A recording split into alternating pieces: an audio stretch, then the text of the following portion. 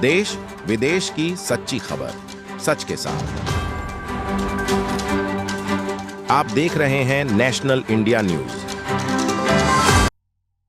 दिल्ली के उत्तरी पश्चिमी जिले में लगातार अपराध बढ़ते ही जा रहे हैं। एक तरफ आए दिन छीना झपटी और लूटपाट के साथ अपराधी हत्या जैसी घटनाओं को अंजाम दे रहे हैं।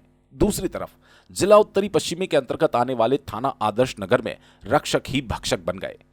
मामला रविवार देर रात का है, जहां एक रोड रेज के मामले को सुलझाने गए युवक की वहां मौजूद पुलिस वालों ने पिटाई कर दी। पिटाई ऐसी की कि उस युवक की मृत्यु हो गई। मजलिस पार्क में रहने वाले सूरज प्रकाश पवार ने जब देखा कि दो गाड़ी वाले आपस में उलझ रहे हैं और वहां मौजूद पुलिसकर्मी जब उन लोगों की पिटाई करने लगे तो सूरज प्रकाश ने पुलिस वाले को इस तरीके से मारने से मना किया, जिससे पुलिस वाले गुस्से में आकर उल्टा उसे ही पीटने लगे। जब उसने इसका विरोध किया और पुलिस वालों की वीडियो बनाने की कोशिश की तो पुलिस वालों ने उसका फोन लेकर तोड़ दिया।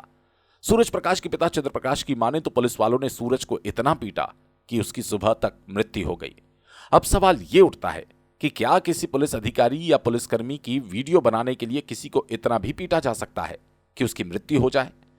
हम आपको बता दें कि सुप्रीम कोर्ट के एक जजमेंट के अनुसार कोई भी आम नागरिक किसी भी पुलिस अधिकारी या जन सेवक की वीडियो बना सकता है जो सरकारी विभाग में सरकार से पैसा लेकर काम कर रहे हैं।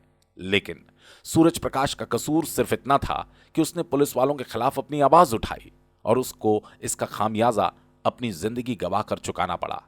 पुलिस का कहना है कि वो उच्च स्तरीय जांच कर रही है। जो भी जांच में दोषी पाया जाएगा उसको सजा दी जाएगी। आदर्शनगर थाने के अंदर कल एक केस हुआ जिसके अंदर एक लड़के की मृत्यु हो गई। बताया जा रहा है कि थाने के अंदर उसकी पिटाई से उसकी मृत्यु हुई। उसके साथ साथ जो दो और लोग लाए थे उनके साथ, उनके जो हमारे साथ उनके मामा जी हैं, बताएं जरा कल क्या हुआ? कल क्या, मुझे तो सुबह बताया, फोन आया रात को करीब 3 बजे करीब की ऐसी बात है।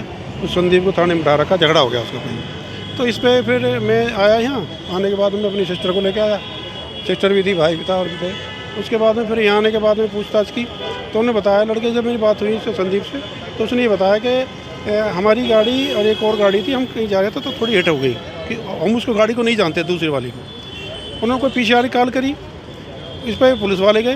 पीछे से कोई और गाड़ी थी, जो लड़का मरा है वो आया और आने के बाद में उसने कोई वीडियो बनाने लगा वो, जबकि वो जानते नहीं थे एक दूसरे को। कोई भी तीनों ही आदमी, तीनों ही गाड़ी वाले एक दूसरे को नहीं जानते थे। तो जो पीछे से जो लड़का है, जो मरने वाला लड़का है, तो उसने जब वीडियो बनाई तो पुलिस वालों ने फिर उस पर जो है मारपीट करी उसके साथ में, भाई वीडियो क्यों बना रहा है। फिर उसको बता रहे बूथ में ले गए, 3-4 पुलिस वाले आ गए।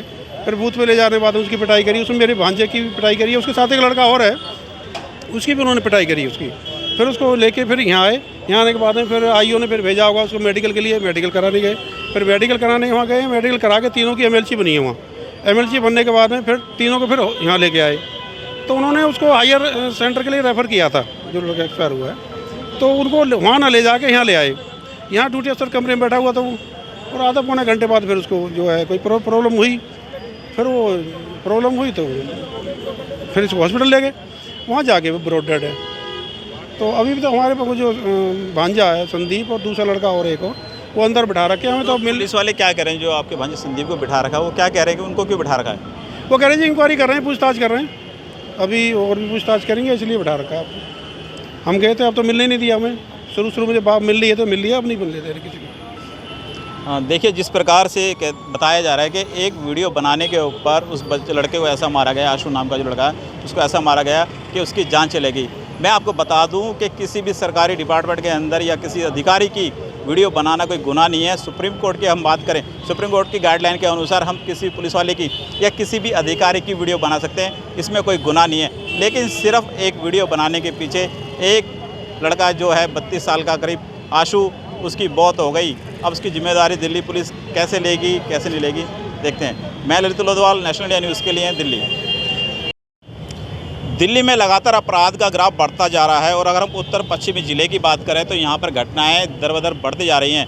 अभी अगर हम कल की बात करें तो शनिवार को भी एक घटना हुई के ब्लॉक के अंदर, जिसमें एक व्यक्ति की मृत्यु हो गई और वहाँ पर भी मुद्दा वही था कि किसी के झगड़े में बचाने गए। और इस वक्त हम खड़े हैं आदर्शनगर थाने के अंदर।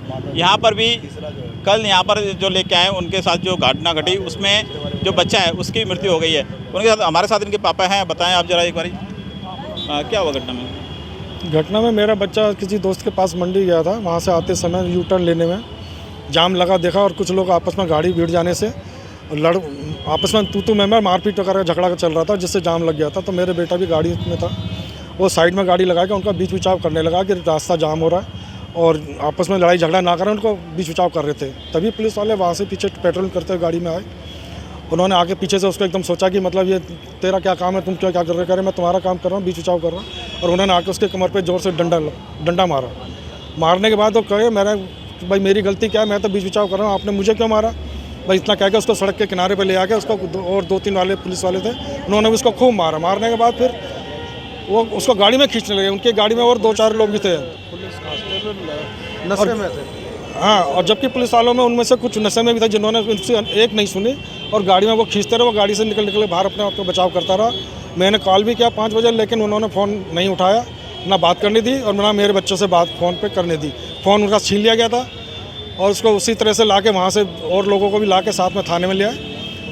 थाने में लाने के बाद उसको हालत बहुत ख़राब थी। उसको ला के कोने में जहाँ कैमरा नहीं, उस कमरे में ला के उसकी पिटाई की गई। साथ में जो और लोग थे काफ़ी उसको और दोस्त थे, उनके साथी जो अलग थे जिनको बीच बचाव कर रहे थे, उनको भी लाए थे, तो उनको भी बहुत मारा गया। और उन्होंने ही हमें बताया कि आपके बेटे को भी इन्होंने यहाँ ला के भी खूब पीटा है। हालत इतनी ख़राब हो गई, उसके हाथ में फ्रैक्चर कर दिया। उस फ्रैक्चर के लिए हॉस्पिटल लेके गए, बाबू जगजीवन राम हॉस्पिटल। वहाँ डॉक्टरों ने देखा इसकी हालत क्रिटिकल थी, काफ़ी तबीयत ख़राब थी और दर्द से परेशान था और उसको बड़े हॉस्पिटल की ज़रूरत थी। करे यहाँ सुविधा नहीं होगी, बाप बड़े हॉस्पिटल ले आओ। और एमएलसी पे उन्होंने रेफ़र भी कर दिया, लेकिन वहाँ इसको ट्रीटमेंट ना देते हुए ये थाने में यहाँ ला के बिठा दिया गया, जहाँ उसकी डेथ हो गई। और इनके द्वारा कोई नहीं किया, ना ही हमारे पास पेरेंट्स को हमारे को फ़ोन किया, ना बताया, न वरना हम भी उनका ट्रीटमेंट करते थे। आज मेरा बेटा यहाँ जिंदा होता। तो बच्चा क्या काम करता था आपका? मेरा बच्चा पूसा पॉलीटेक्निक से इंजीनियरिंग करके निकला था, कोर्स वगैरह कर रहा था और आगे कोर्स उसका और भी करना था और नौकरी के लिए भी जॉब वो कर रहा था, प्रैक्टिस कर रहा था। अब उसकी शादी वादी का भी आगे ब्याह था, 31 का हो चुका था। तो हम भी सोच रहे थे उसका आगे शादी वगैरह करके आगे उसका घर बसा सकें और आगे उसका काम करा सकें, लेकिन सब इच्छाएं घर में रह गई। इन लोगों ने अब ऐसे कहते मैं ये चाहता हूँ, मुझे न्याय चाहिए और न्याय ऐसा चाहिए कि आज मेरा बेटा का कल को या किसी और बेटे के साथ भी अगर उनको सज़ा नहीं मिली तो आगे ये ऐसा ही करते रहेंगे और औरों के भी बेटे ऐसे जाते रहेंगे और मेरी तरह ऐसी तरह से दुखी होते रहेंगे। बस मुझे न्याय चाहिए और इनके साथ ऐसा करना है जो आगे दूसरे के साथ कभी ना कर पाए। देखिए, जब रक्षक ही भक्षक बन जाए तो उसका क्या होगा? कहने को तो दिल्ली के अंदर केंद्र सरकार के अधीन दिल्ली पुलिस आती है, लेकिन अब बात यह है कि इस मुद्दे को लेकर क्या केंद्र सरकार में जो लोग बैठे हुए हैं या जो उच्च अधिकारी हैं वो इस बात को लेकर, इसके ऊपर गंभीर विषय को लेकर किस प्रकार की इसको जांच स्तरीय करेंगे या नहीं करेंगे? मैं ललित लोधवाल, नेशनल न्यूज़ के लिए, दिल्ली।